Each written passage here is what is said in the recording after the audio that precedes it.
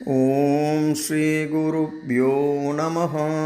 இன்றைய இறைய முதத்திலே நாம் பார்க்க இருக்கும் ஸ்தோத்திரம் ஹாலாஸ்ய மகாத்மியத்திலே வருண பகவானால் மதுரையொன்பதியில் குடிகொண்டிருக்கும் மீனாட்சி சுந்தரேஸ்வரர் மீது அருளி செய்யப்பட்ட ஸ்ரீ மீனாட்சி சுந்தரேஸ்வர ஸ்தோத்திரத்தைத்தான் இன்று நாம் பார்க்க இருக்கிறோம். வாருங்கள். கல்யாண சைல பரிகல்பித கார்முகாய மௌர்வீகிருதாகில மகோரகணாயகாய பிருத்வீரதாய கமலாபதிசாயகாய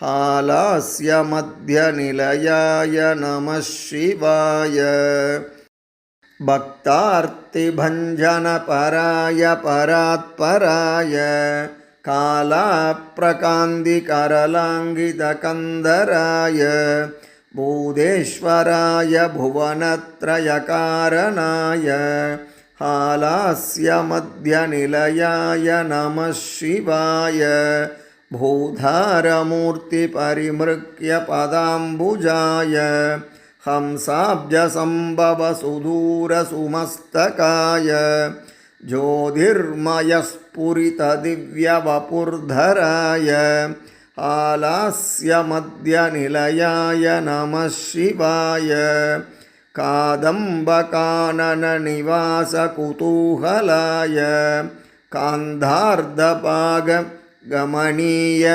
கலேபராய காலாந்தகாய கருணாமிருதசாகராய ஹாலாஸ்ய மத்யநிலயாய நமः சிவாய விஸ்வேஸ்வராய விபுதேஸ்வர பூஜிதாய வித்யாவிசிஷ்டவிதிதாத்மசுவைபவாய வித்யாப்ரதாய விமலேந்திர விமானகாய ஹாலாஸ்ய மத்யநிலயாய நமः சிவாய சம்பத்ப்ரதாய சகலாகமமஸ்தகேஷு சங்கோஷிதாத்மவிபவாய நமः சிவாய சர்வாத்மனே சகலதுக்கசமூலஹந்த்ரே ஹாலாஸ்ய மத்யநிலயாய நமः சிவாய கங்காதராய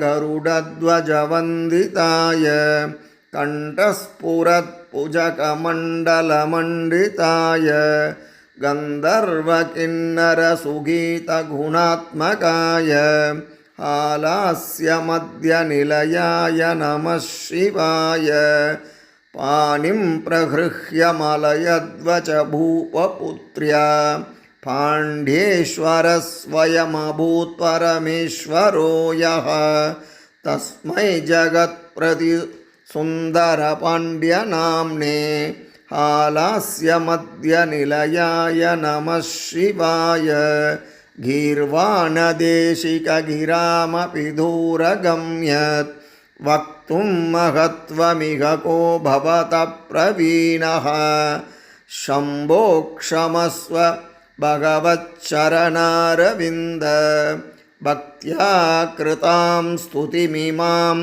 மம சுந்தரேஷ.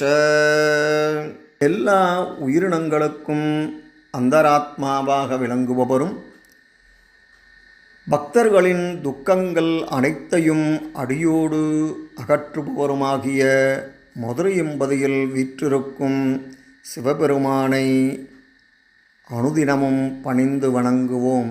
அடுத்த பதிவிலே இன்னொரு ஸ்தோத்திரத்துடன் உங்களை சந்திக்கிறேன். நன்றி, வணக்கம்.